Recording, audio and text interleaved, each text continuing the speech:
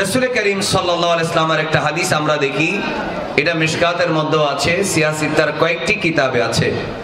قال رسول الله বলেন সাল্লাল্লাহু আলাইহি ওয়াসাল্লাম, আমার প্রিয় নবী সাল্লাল্লাহু আলাইহি ওয়াসাল্লাম বলেন, মান বানা লিল্লাহি মাসজিদা বানাল্লাহু লাহু বাইতান ফিল জান্নাহ। আল্লাহ রাব্বুল আলামিনের প্রিয় নবী, দু জাহানের বাদশা নবী মুহাম্মদুর রাসূলুল্লাহ সাল্লাল্লাহু আলাইহি ওয়াসাল্লাম আরো স্পষ্ট করে দিয়ে এই আয়াতের মাফহুম অর্থ আমাদেরকে বুঝিয়ে দিলেন। মান বানা লিল্লাহি মসজিদা, যে আল্লাহকে খুশি করার জন্য একটা মসজিদ বানাবে, বানাল্লাহু লাহু বাইতান ফিল জান্নাহ, আল্লাহ জান্নাতে তার জন্য একটা ঘর বানাইয়া দিবে। একটু মহব্বতে বলবেন না সুবহানাল্লাহ। আল্লাহর জন্য যারা মসজিদ বানায় তার জন্য বেহেশতের মধ্যে ঘর বানায় কে? আল্লাহ। আওয়াজ একটু মহব্বতে হোক, বলেন তাদের জন্য ঘর বানায় কে? আল্লাহ। এর চাইতে বড় পুরস্কার আর কি হতে পারে? এদিকে আপনি মসজিদের ফাউন্ডেশন করছেন, এদিকে আপনি মসজিদের দেওয়াল বানাচ্ছেন, এদিকে মসজিদের পিলার বানাচ্ছেন, এদিকে মসজিদের আপনি ছাদ করছেন, টাইলস দিচ্ছেন, আপনি আস্তর করছেন, পেইন্ট করছেন, রং লাগাচ্ছেন।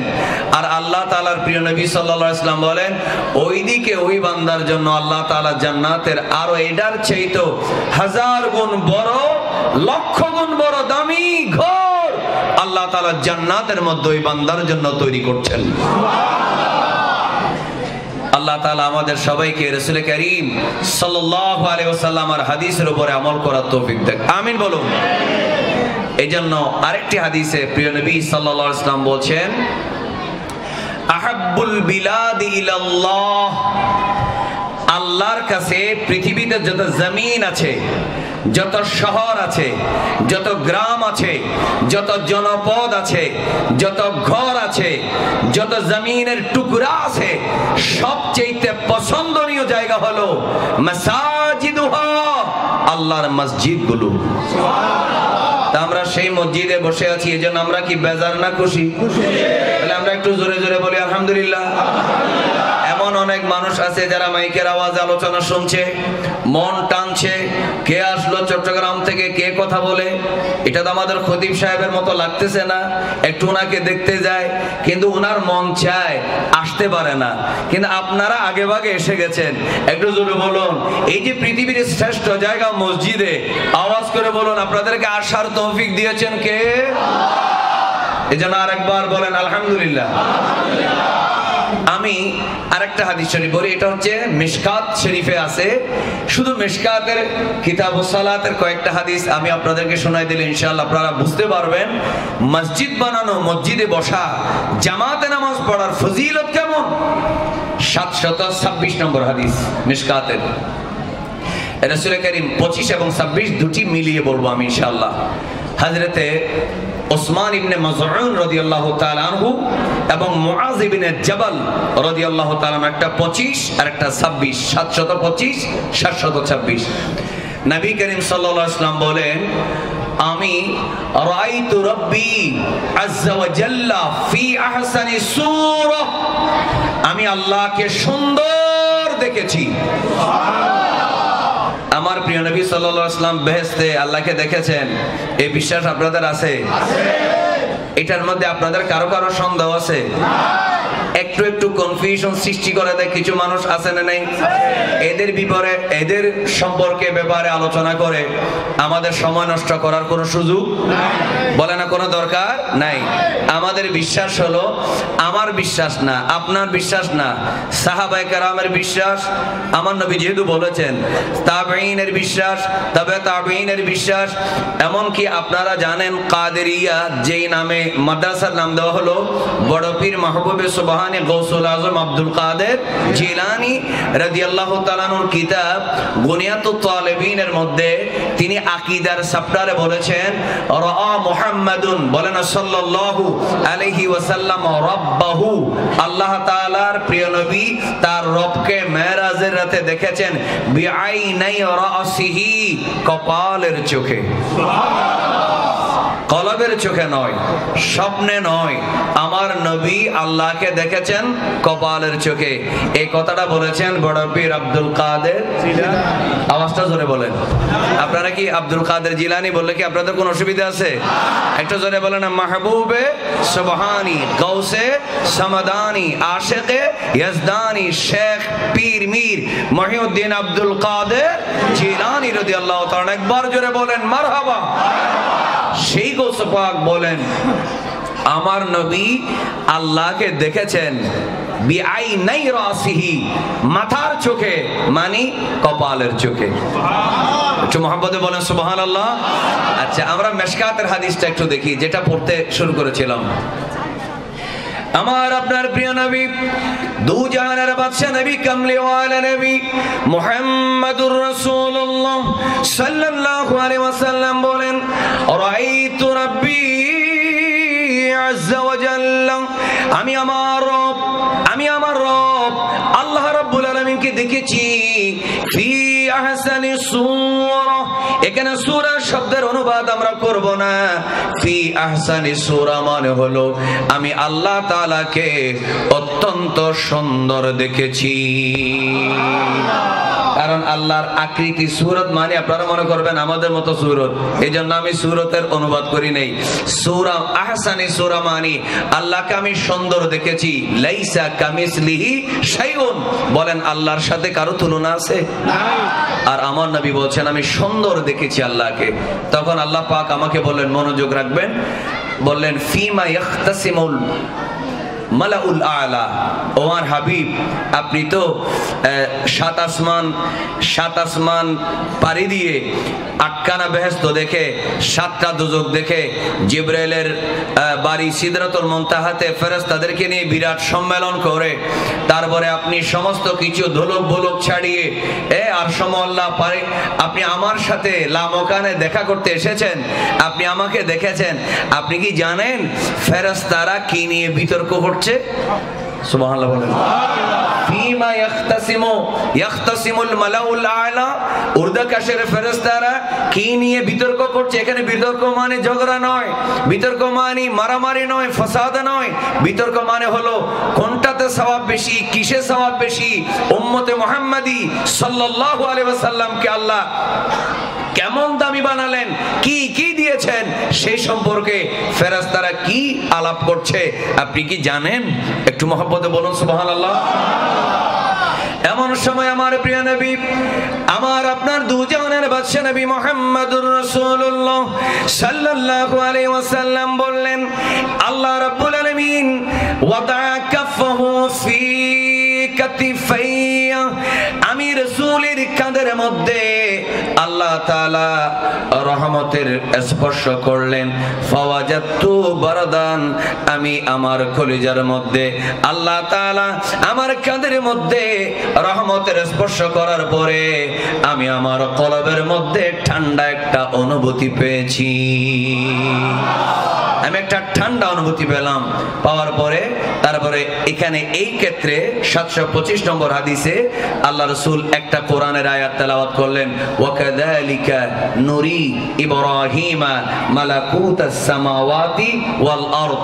একটু জোরে বলেন আল্লাহু আকবার। এবার আসেন 726 নম্বর হাদিসের মধ্যে রাসূল করিম সাল্লাল্লাহু আলাইহি ওয়াসাল্লাম কি নিয়ে ফেরেশতারা আলাপ আলোচনা করছেন সেই সম্পর্কে বলছেন। তাই নবী করিম সাল্লাল্লাহু আলাইহি ওয়াসাল্লামকে আল্লাহ তাআলা বললেন আপনি কি জানেন ফেরেশতারা কি নিয়ে আলোচনা করছে?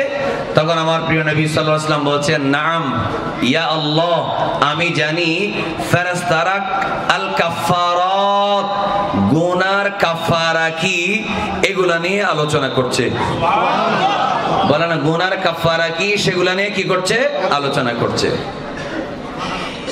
এখন কাফারা গুলো কি, গুনার কাফারা কি, আমাদেরকে আল্লাহ কি দিয়েছেন, কি দিয়ে আল্লাহ আমাদেরকে দামি বানিয়েছেন, আমাদের জানার ইচ্ছা আছে? সবাই বলে নাই, সবার জানার ইচ্ছা আছে? মনোযোগ। আল কাফারাত 1 নম্বর হলো রাসূল করিম সাল্লাল্লাহু আলাইহি ওয়াসাল্লাম বলেন আল্লাহ রাব্বুল আলামিনের কুদরতের সামনে দাঁড়িয়ে আমি মেরাজের রাতে বললাম আল মুকসু ফিল মাসাজিদি বাদা সালাওয়াত। আল্লাহর নবী বলেন কিছু মানুষ আছে যারা সালাম ফিরাইলো, সালাম ফিরানো মাত্র মানুষের আরেকজনের কাঁধের উপর দিয়ে দৌড়ে দৌড়ে বের হয়ে গেল, মসজিদে মোনাজাত করলো না, সালাতুস সালাম দিল না, দরুদ শরীফ পড়লো না, হাত তুলে আল্লাহর দরবারে কাঁদলো না, কোন ধরনের জিকির আজকার সম্মিলিত মোনাজাত সবগুলোকে বেদাতের ফতোয়া দিয়ে দিল। আর আমার দয়াল নবী বললেন, আল মুকসু ফিল মাসাজিদি বাদাস সালাওয়াতি, 5 ওয়াক্ত নামাজ পড়ার পরে নামাজের সালাম ফিরাইয়া দোয়া দুরূদ পড়ার জন্য হাত তুলে আল্লাহ আমার গুনাহ মাফ করে দাও, আমার গুনাহ মাফ করে দাও, আল্লাহ আমি সিজদার মতো সিজদা দিতে পারি নাই, আল্লাহ রুকুর মতো রুকু করতে পারি নাই, আল্লাহ আমার কোরআন তেলাওয়াত হয়তো শুদ্ধ হয় নাই, আল্লাহ আমার গুনাহ মাফ করে দাও বলে যারা নামাজের পরে ওই মসজিদের মধ্যে কিছুক্ষণ অবস্থান করবে অথবা আর এক ওয়াক্ত নামাজের জন্য অপেক্ষা করবে, আমার দয়াল নবী লামকানে আল্লাহ রাব্বুল আলামিনকে বলে এই জিনিসটা ফেরেশতারা বলল আমার উম্মতের গুনাহ মাফের কাফারা হয়ে যাবে। একটু মহব্বতের আওয়াজে বলেন না সুবহানাল্লাহ। আল মুকসু ফিল মাসাজিদ, এটাকে মাকস মিম বিফাতহিল মিম বিজামিল মিম দুটোটা আছে। আল মাকসু ফিল মাসাজিদ বাদা সালাওয়াত, মসজিদে অপেক্ষা করা নামাজ পড়ার পরে। এজন্য বলুন আপনারা যে এশার নামাজের সালাম ফিরিয়ে সুন্নাত পড়েছেন, বিতরের নামাজ পড়েছেন, এই ইমাম সাহেবের সাথে সম্মিলিতভাবে মোনাজাত করেছেন, আপনাদের কি বেশি অসুবিধা হয়ে গেছে? আপনাদের গুরুত্বপূর্ণ কাজ চলে গেছে? আপনাদের কোনো অর্থনৈতিক, শারীরিক, মানসিক কোনো সমস্যা হয়েছে? তাহলে আমরা একটু মহব্বতের আওয়াজে বলুন, আমরা রাসূল করিম সাল্লাল্লাহু আলাইহি ওয়াসাল্লামের হাদিসের উপরে আমল করতে চাই কি চাই না? একটু জোরে বলুন আল্লাহু আকবার। আল্লাহ আমাদেরকে রাসূল করিম সাল্লাল্লাহু আলাইহি ওয়াসাল্লামের হাদিসের উপর আমল করার তৌফিক দেন, আমিন বলেন। অনেকে বলেন, আমি আপনাদেরকে একটা আকলি যুক্তি দিই, আকলি যুক্তি অনেকে বলেন ফাইদা কুদিয়াতিস সালাতু ফান্তাশিরু ফিল আরদ, যখন নামাজ শেষ হবে দৌড় মেরে বের হয়ে যাও। তো আমি তাদেরকে বলবো ইদা নুদিয়া লিস সালাতি মিন ইয়াউমিল জুমআ ফাসআউ ইলা যিকরিল্লাহ, যখন আযান দেওয়া হবে ওযু করার দরকার নেই, মসজিদে দৌড় মারো। আয়াতের মধ্যে তো ওযুর কথা নাই, ওযুর কথা অন্য আয়াতে আছে। যদি আপনি বলেন আল্লাহ বলেছেন ফাইদা কুদিয়াতিস সালাতু ফান্তাশিরু ফিল আরদ, নামাজ শেষ হলো সাথে সাথে বের হয়ে যাও, মুনাজাত করা যাবে না, অপেক্ষা করা যাবে না, এটাই যদি এই আয়াতের অর্থ হয় তাহলে আমি বলবো নামাজের আযান যখন দেওয়া হয় তখন আপনি ওযু ছাড়া মসজিদে চলে যান। আপনি বলবেন না না অন্য আয়াতে ওযুর কথা আছে, আমি বলবো হাদিসে নামাজের সালাম ফিরিয়ে দোয়া করার কথা আছে। একটু মহব্বতের আওয়াজে বলেন সুবহানাল্লাহ। অন্য আয়াতে যেমন আযান দেওয়ার পরে ওযু করে মসজিদে যাওয়ার কথা বলা হয়েছে, ঠিক তেমনি এই আয়াতে যদিও বলা হলো নামাজের সালাম ফিরে বের হয়ে যাও, কিন্তু হাদিস শরীফের মধ্যে নামাজের পরে দোয়া করার কথা আছে না নেই? আপনাদের কারো কারো অসুবিধা লাগতেছে? আমি ভাই ফাসাদ করার জন্য আসি না, আমি একেবারে দলিলটা যেটা অথেন্টিক সেটা যারা লামাযহাবে যারা আছে তারা তাহকিক করে বলেছে হাদিসটা সহিহ। সুবহানাল্লাহ বলেন হাদিসটা কি সহিহ। তাদের অ্যাপস তারা যে হাদিসের গবেষণা করে তাহকিক করে এটা সহিহ, এটা জয়ীফ, এটা মওযু, এটা জাল, এই ধরনের কথা বলে না, এটা সহিহ হাদিস না, এটা জাল হাদিস, এটা কে না কে বানাইছে এরকম বলে। তাদের অ্যাপসে, তাদের গবেষণায়, তাদের তাহকিকে, তাদের তাকরিজে তারা বলল সহিহ, এটা সহিহ হাদিস। একটু মহব্বতে বলেন না সুবহানাল্লাহ। এবার আসুন 1 নাম্বার, এই কথাগুলো ডায়লগ কোথায় হচ্ছে? উপরে বলেন না কোথায়? কোন রাতে? মেরাজের রাতে। জোরে বলেন না কোন রাতে? মেরাজের রাতে। একটু মহব্বতে আওয়াজে বলেন না সুবহানাল্লাহ। মেরাজের রাতে হচ্ছে। দ্বিতীয় নম্বরের কথা হলো রাসূল করিম সাল্লাল্লাহু আলাইহি ওয়াসাল্লাম বলেন, ইয়া আল্লাহ আমার উম্মতের জন্য কাফারা হলো আল মাশিউ আলাল কদামি ইলাল মাসাজিদ ইলাল জামাত। দ্বিতীয় নম্বর কাফারা হলো আমার উম্মতরা হেঁটে হেঁটে যখন জুমা মসজিদের দিকে রওনা দিবে, এই জুমা মসজিদের দিকে রওনা দেওয়ার সময় আল্লাহ রাব্বুল আলামিন তাদের গুনাহগুলো মাফ করে দিবে। मोहब्बत आवाज़े बोली या रसूल अल्लाह আপনারি নূরের ঝলক লাগিয়া কবরের আঁধার যাবে চলিয়া ওগো দিয়েন গো দেখা কবরে আসিয়া ইয়া রাসূলুল্লাহ। দ্বিতীয় নম্বর হলো ওয়াল মাশিউ আলাল আকদামি ইলাল জামাআতি, জামাতের সাথে নামাজ পড়ার জন্য পায়ে হেঁটে মসজিদে যাওয়া, এটা হলো কাফারা।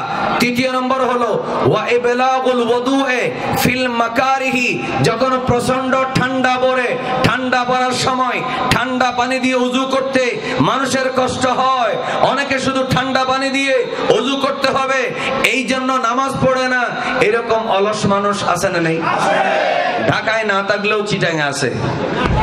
আপনাদের ঢাকায় আছে? এটা রাজধানী, তারপরেও আছে।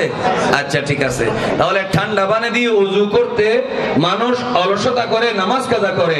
আর আমার প্রিয় নবী সাল্লাল্লাহু আলাইহি ওয়াসাল্লাম বলছেন আল্লাহ ফেরেশতারা একে অপরকে বিতর্ক, একে অপরের সাথে আলোচনা করছে। আমি নিজে শুনেছি ইবলাগুল ওযুএ ইনদাল মাকারিহি আই ফিল মাকারিহি, যখন মানুষের ঠান্ডা পানি ধরতে স্পর্শ করতে কষ্ট হয় ওই সময় ঠান্ডা পানি দিয়ে ওযু করা, এটা হলো কাফারা। একটু মহব্বতের আওয়াজে বলেন না সুবহানাল্লাহ। এরপরে রাসূল করিম সাল্লাল্লাহু আলাইহি ওয়াসাল্লাম বলেন মান ফাআলা যালিক, এই কাজ যে করবে, নাম্বার 1 মসজিদের মধ্যে অপেক্ষা করা, দোয়া দুরূদ পড়া, 2 জামাতে নামাজ পড়া, 3 ভালো করে ওযু করা। কয়টা কাজ? আপনারা আওয়াজ করে বলেন না, কয়টা কাজ? 3টা। এই 3টা কাজ কেউ যদি করে তখন রাসূল করিম সাল্লাল্লাহু আলাইহি ওয়াসাল্লাম বললেন মান ফাআলা যালিক, যে এই কাজ করবে, যে এই কাজ করবে আশা বিখাইর, দুনিয়াতে সে ভালো থাকবে, ওয়া মাতা বিখাইর, সে ভালো অবস্থায় দুনিয়া থেকে মারা যাবে। একটু জোরে বলুন না সুবহানাল্লাহ। আমরা দুনিয়াতে ভালো থাকতে চাই না? আওয়াজ করে বলেন, আমরা দুনিয়াতে ভালো থাকতে চাই না? আমরা আখিরাতে মরণের সময় ঈমান নিয়ে কবরে যেতে চাই না? আরেকবার বলেন, আমরা ঈমান নিয়ে কবরে যেতে চাই না?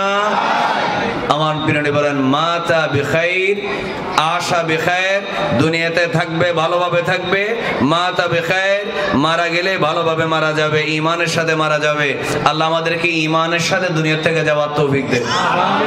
আর ঈমানের সাথে মারা যাওয়ার জন্য, দুনিয়াতে ভালো থাকার জন্য আল্লাহ আমাদেরকে 5 ওয়াক্ত নামাজ মসজিদে পড়ার, মসজিদ নির্মাণ করার, মসজিদের সাথে সম্পর্ক রাখার, মসজিদে আনাগোনা রাখার, মসজিদের সাথে সম্পর্ক রাখার আল্লাহ আমাদের তৌফিক দেন। জোরে বলেন আমিন। মনোযোগ। এরপর রাসূল করিম সাল্লাল্লাহু আলাইহি ওয়াসাল্লাম বলেন ওয়া কানা মিন খাতিআতিহি কায়াউমিন ওয়ালাদাতহু উম্মুহু, এই কাজ করার পরে তার কি হবে? সেই ব্যক্তি মসজিদে আসলো, নামাজ পড়ার পর অপেক্ষা করলো, এর আগে ওযু করলো, জামাত পড়লো, তখন কি হলো? সে বের হওয়ার সময় মা জননীর গর্ভ থেকে বের হওয়ার সময় যেরকম নিষ্পাপ ছিল আল্লাহ তাআলা সেরকম নিষ্পাপ হিসেবে তাকে ঘরের মধ্যে পৌঁছায় দিবে। তাহলে মসজিদে আসলে গুনাহ হয় নাকি গুনাহ মাফ হয়? আল্লাহ মসজিদের সাথে আমাদের সম্পর্ক রাখার তৌফিক দেন, আমিন বলেন। এরপরে আমার আল্লাহ তাআলা সেইখানে মেরাজে আমার নবীকে একটা দোয়া শিখিয়ে দিয়েছেন। আপনারা কি দোয়াটা আমার সাথে পড়তে পারবেন? কার কার আপত্তি আছে হাত দেখান। কিন্তু আমি এটা পরীক্ষা করেছি কেন জানেন? আমার কেন জানি মনে হচ্ছে সাউন্ড ঠিক নেই। আপনারা কি আমার কথা বুঝতে পারতেছেন?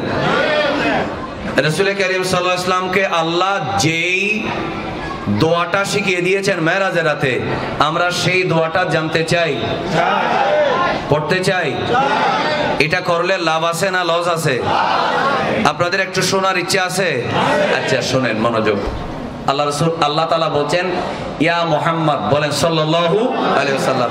মনে রাখবেন আল্লাহ চাইলে আমার নবীকে ইয়া মুহাম্মদ বলতে পারবে, কিন্তু কোরআনে বলেন নাই। কেন বলেন নাই? কারণ কোরআনে বললে তো উম্মতে শিখবে, নবীকে নাম ধরে ডাকবে। এজন্য আল্লাহ আমার নবীকে ইয়া আইয়ুহান নবিয়্যু, ইয়া আইয়ুহাল মুযাম্মিলু, ইয়া আইয়ুহার রাসূলু, তাহা, ইয়াসিন, ইয়া আইয়ুহাল মুদ্দাসসির। একটু জোরে বলেন মারহাবা। কিন্তু ওখানে গিয়ে কেন ইয়া মুহাম্মাদু বলছে, হাসরের মাঠে কেন ইয়া মুহাম্মাদু বলবে? এটা বলার কারণ হলো ওই জায়গায় আরশ মুআল্লা যেখানে আমার আল্লাহর রাসূলের সুম্মা দানা ফাতাদাল্লা ফাকানা কাবা কাউসাইনি আও আদানা, সেখানে কেউ নাই, সেখানে শুধু আমার আল্লাহ আর আল্লাহর হাবিবুল্লাহ। আরেকবার জোরে বলেন মারহাবা। আল্লাহ রাব্বুল আলামিন সেখানে বলেন, একটু মনোযোগ, ইদা সাল্লাইতা হাবিব আমার, আপনাকে নামাজের তোহফা দেওয়ার জন্য 7 আসমান ভ্রমণ করালাম, বেহেশতগুলো দেখাইলাম, জাহান্নামগুলো দেখাইলাম, সমস্ত উম্মতের ভালো আমল করলে কি লাভ সেগুলো আমি দেখাইলাম, খারাপ আমল করলে কি শাস্তি সব দেখানোর পরে আপনাকে আমি উর্দাকাশী ফাকানা কাবা কাউসাইনি আও আদনা এত ঘনিষ্ঠ কাছে নিয়ে আসলাম। আনার পরে হাবিবে আমি আপনাকে একটা দোয়া শিখিয়ে দিচ্ছি। ইদা সাল্লাইতাম, আপনি যখন নামাজের সালাম ফিরাবেন, নামাজের সালাম ফিরানোর পরে বলবেন আল্লাহুম্মা গো আল্লাহ, ইন্নী আসআলুকা ফি'লাল খায়রাতি ওয়া তারকাল মুনকারাতি ওয়া হুব্বাল মাসাকিন ওয়া ইযা আরাদতা বিইবাদিকা ফিতনাতান ফাকবিদনি ইলাইকা গায়রা মাফতুন। একটু জোরে জোরে বলেন আমিন। আওয়াজটা হয় না আরো জোরে? আল্লাহ বলেছেন হাবিব আপনি আমার কাছে ইদা সাল্লাইতা, যখন আপনি নামাজ পড়বেন, ফাকুল, নামাজের সালাম ফিরিয়ে দোয়া করবেন। দোয়া করার জন্য বলছেন আল্লাহ, তাও কোথায়?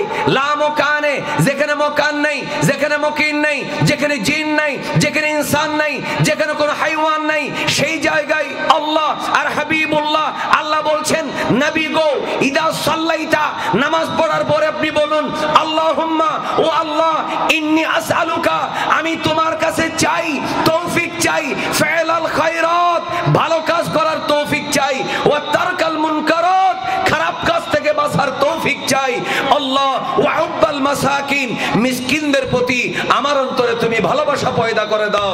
একটু মহব্বতের আওয়াজে বলেন না সুবহানাল্লাহ। কে শিখিয়ে দিচ্ছেন? আল্লাহ। তাহলে আমরা নামাজের সালাম ফিরাই, বিভিন্ন সময় কি বলি?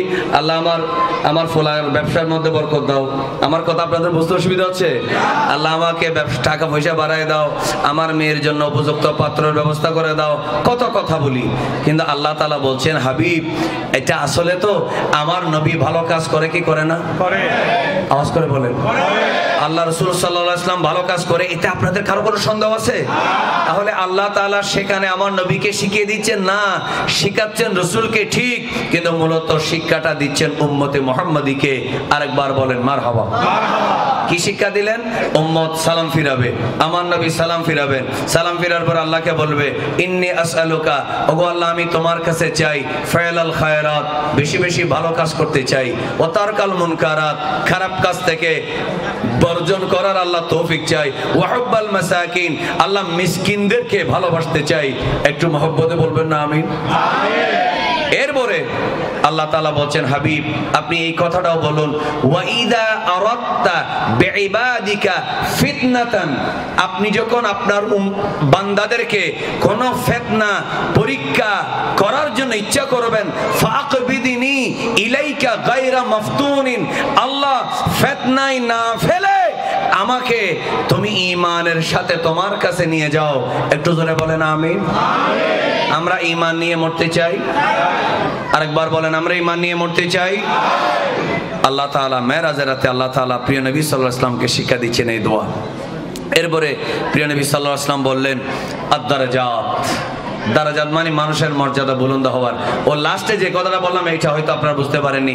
তুমি যখন বান্দাদেরকে পরীক্ষা করার ইচ্ছা করবে, ফিতনায় না ফেলে আমাকে নিয়ে যাও, তার মানে হলো এমন কিছু অবস্থা তৈরি হয় মানুষ ঈমান হারিয়ে ফেলে। তো জোরে বলো না, হয় কি না?